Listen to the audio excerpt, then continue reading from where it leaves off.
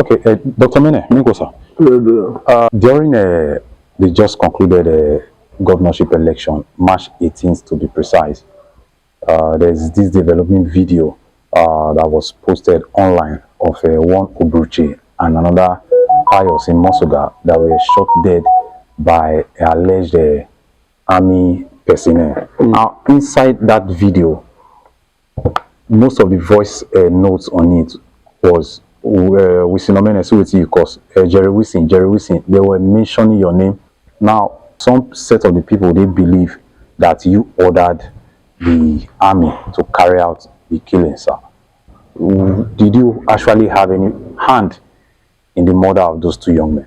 First of all, I want to express my deep, heartfelt condolences for the families of their cavalries. You know, they are my very, very good friends, and they know so. The entire family, not just an individual, they know so that I am their friend to the letter.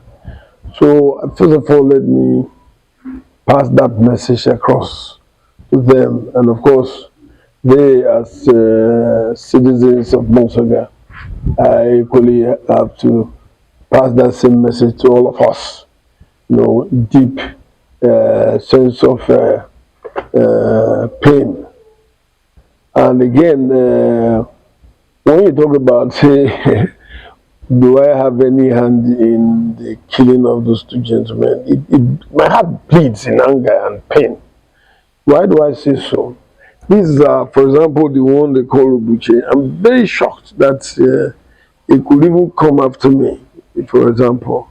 You know, is somebody, when I was chairman of council, I helped a great deal to revive him, you know, put him in the right stead of life, you know, encouraging him to do the right things. And I even bought him a commercial vehicle which he could use to start off his life, you know, commercially, and make money to feed his family so that he can be a good young man. He's a very handsome young boy, you know. So for him to meet his death abruptly is painful.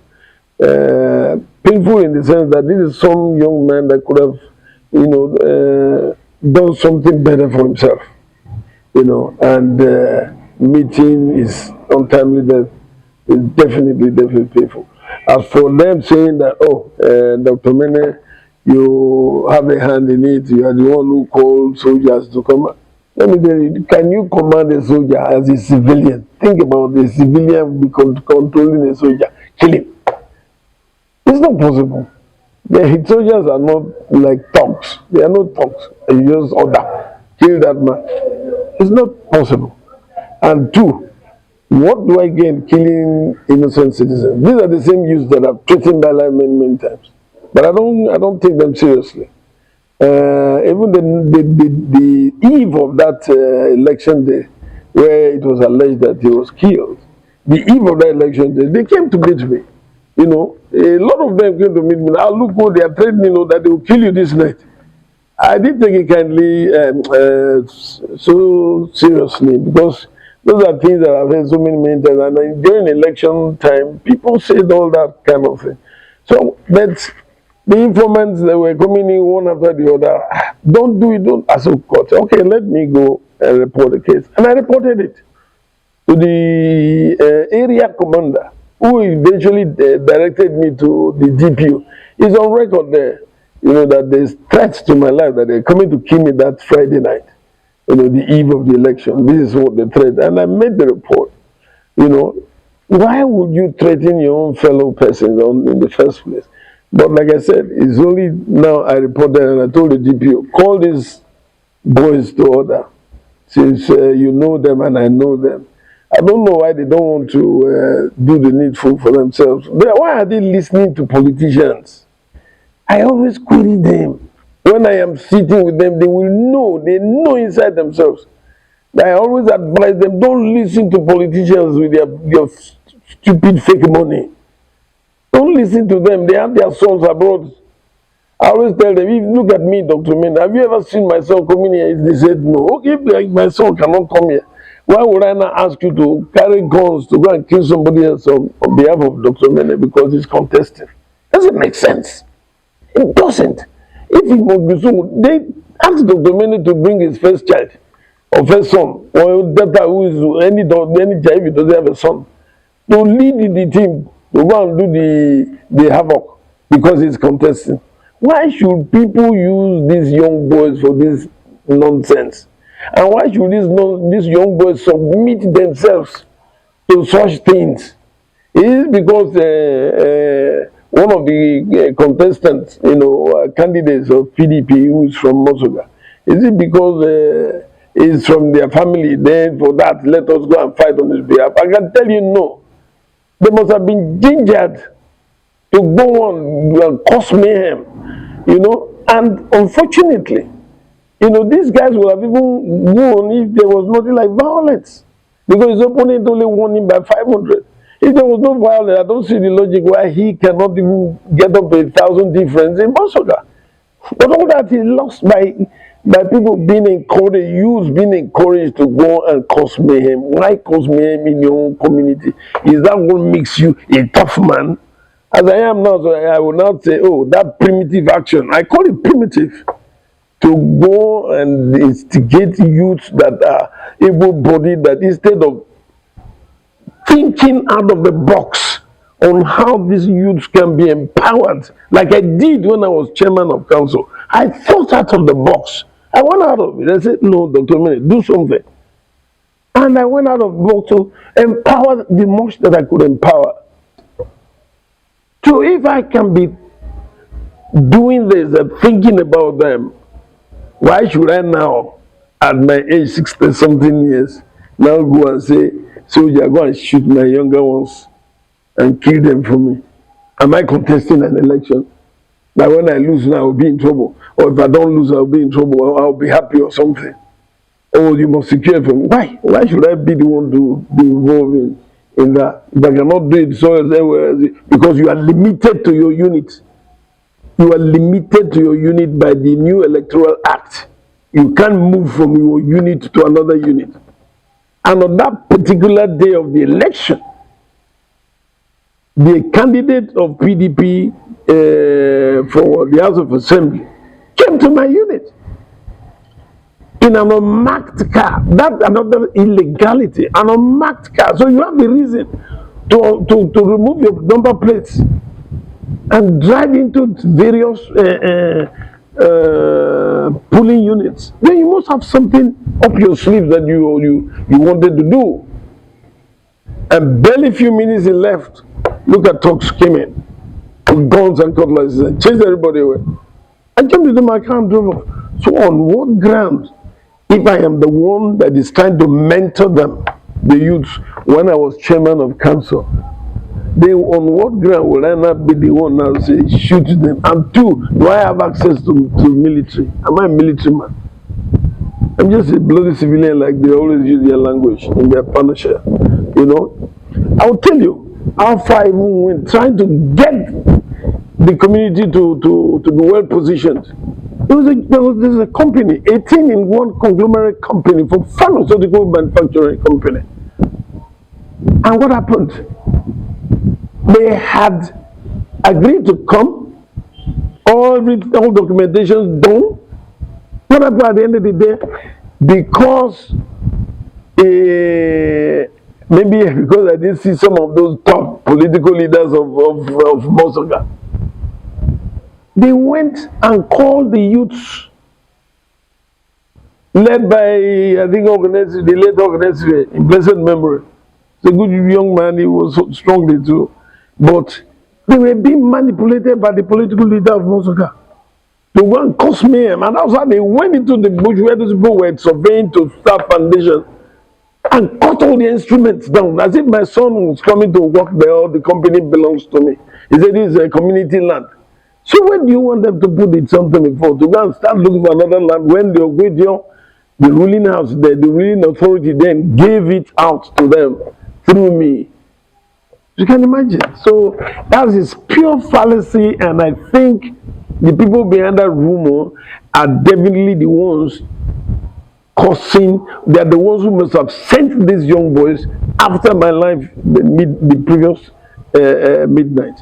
You know, that's the eve of the election day. And let me tell you that part. Yes, sir. You know, I was in the house with so many people because I do a lot of canvassing for APC. You know, so many people, but I was tired. I said, let me go to sleep. So I went to bed and left all of them there. I was sleeping peacefully at about after 12 or thereabouts. And I can't remember, but it was definitely after 12. And they just came banging back, bang, bang, bang, bang. What is that? I woke up.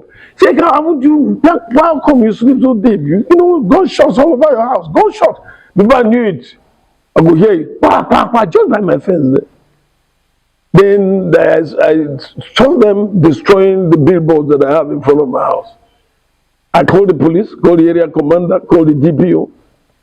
For hours, no response. You know, the very old one that came, only one that came, you know, after about almost 2 hours of shooting from these boys, they will go and come back. They will go and come back intermittently like that, wanting to kill me, or what was their aim of coming to my house, damaging my fence, staying there for over 10 minutes at each time they come, shooting. They didn't get entrance because they couldn't make, the gates were locked.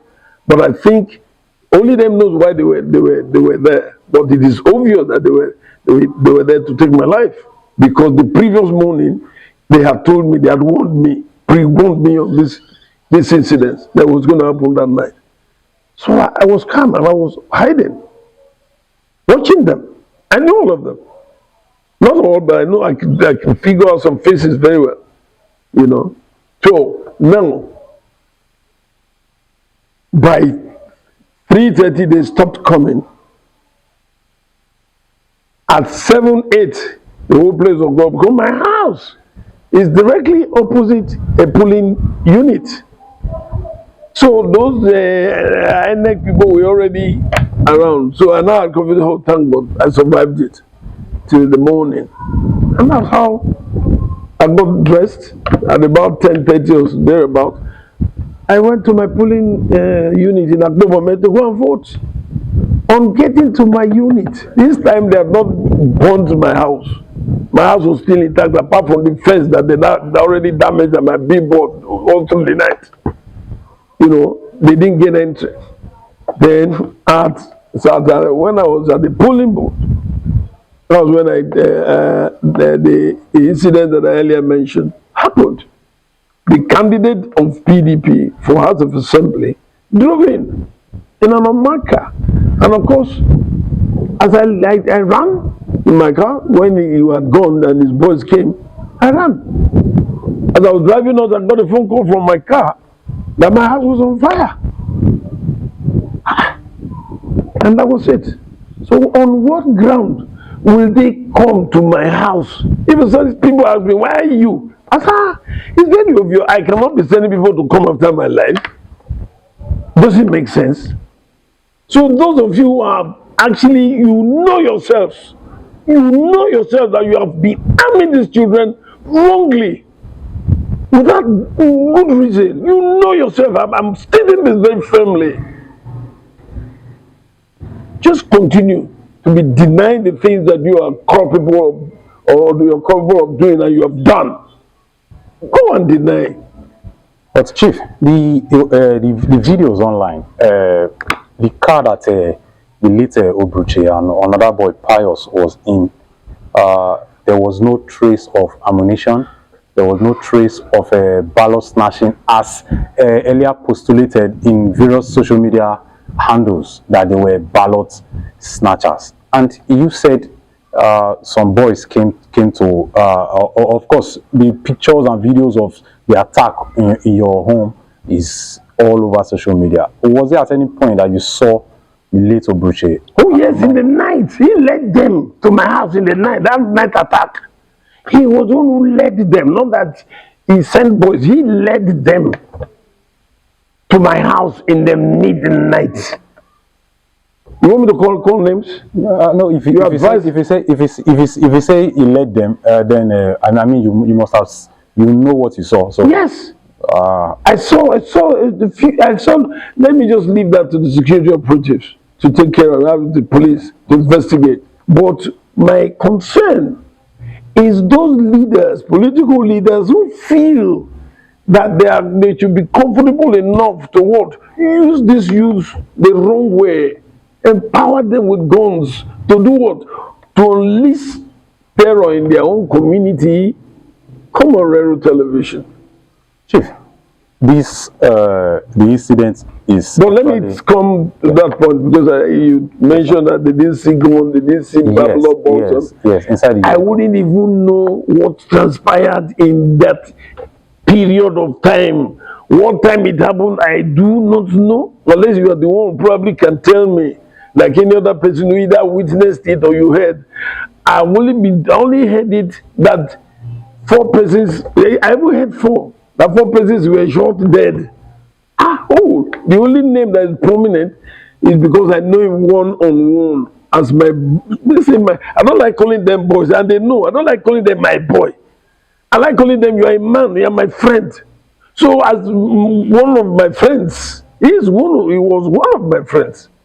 So that's why I got to know that, yes. And he was one who was even threatening. So it's painful that all the advice I've given, all the effort I've made towards that young man to let him grow is all in vain now. So I wouldn't know what led to whoever that they say shot or whoever that apprehended. I wouldn't know anything, and I don't know anything about it. If I have an inkling of, say, I know that they will be killed now or he's going to die the next minute, punish me. But that's not all. Yes, Chief. Very, very, very pathetic. Very, very, very pathetic. It pains My me. heart bleeds. It pains me, sir, to see a youth. We're experiencing youth restiveness in Sapele, but for Ethiopia West has been relatively peaceful, and for youth to just go down like that in Mosogar. And Obruche seems to be a very popular guy, because I saw how emotional people were. What have there been any step for reconciliation? Has the community reached out to you, or have you been able to reach out to the community so that these things can be settled, so everyone can? I want to assure you, they know, their heart knows this, and they keep pretending to come up with the condolence visit and making pathetic statements in their condolence visits. It's a very sad thing. When I saw it, I felt very, very angry. You're making condolence, the perpetrators will be brought to justice. Yes, they need to be brought to justice. I will personally pursue that incident to bring whoever that is sponsoring them to justice, whoever that sponsored that killing, whoever that sponsored these children to come and kill me in my house. Be brought to justice. Who sponsored them?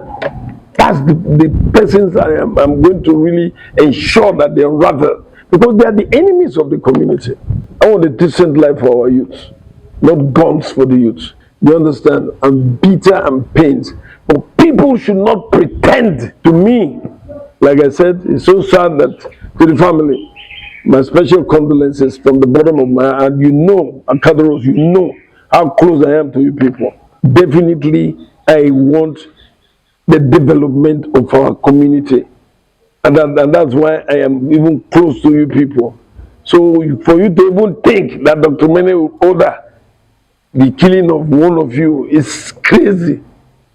But I was expecting too that the family should have asked questions. Why did Obruche and these people and my family members go to Dr. Omene and say, what has it done to us? They should equally ask their children. Why would you do this to our own family friends? Because I'm their family friend. They should equally ask such questions. And they should equally ask those political leaders who came paying crocodile tears condolence visit. What did you know about this? How come the son of our family who is contesting for House of Assembly will be driving from one polling unit to another? Are you not causing problem? And how come it is his own blood brother that got killed? How come? Am I contesting to go and be killing it? What? Oh, before I forget this, my dear brother, please ask them the question. That is the candidate, Christian Nogba now. Please ask him the question. Why did they come to his house? Him who is a brother to those that died, same family. How come the members of the family, some of them now, who were involved in this rampage, went to his church to destroy his church? Have you heard of that? Yes, sir. You haven't heard? No. They went to his church to destroy his church on a Sunday. The next day, if he has no hand, why did they go to his church to destroy his church? Or is it APC people that went to his church? And they told me the whole story. That these boys were angry because he said he's the one who sent their son to go and die. The king actually set up a committee, a reconciliatory committee, to talk to every side of the coin. And they called me up, and one of them called me up, one Chief Peter Ojepai called me up and told Peter, perfect gentleman, spoke to me and said, please, I should not think about reprisal from my house and I'll go to another person's house to burn. I said, reprisal for us. Such acts are meant for barbarians, not for decent people like me. My family, called Omenes, we are very decent. We don't get involved in such things. So not that we don't know what to do to say, okay, if it's reprisal, we don't know what to do. Of course, everybody knows what to do. But it's barbaric.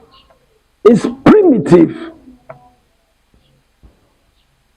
The law is there. Follow the law. So I told him this, that I'm not going to be like them because somebody has behaved, as a barbarian. Then I will not say, yes, I want to be primitive and do the same thing. No.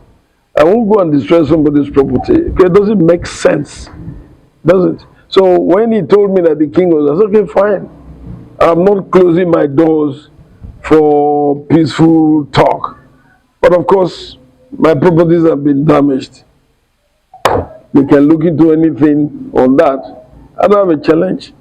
But somebody will have to explain why he has to arm our youth to go and cause mayhem or try to cause the death of another citizen. They've come to me and I learned they've gone to other persons. They've equally gone to a Cameroon family, discussed with them. So the police too told me same thing, that they're going round to talk to everybody. That's the DPO, which is it's a welcome development. I'm not going to go against it because the intention is not to say, oh, we must die today. Anybody who says, we must die today is barbaric, it's primitive. It's not, it's uncool. Thank you, Chief. Thank you very much.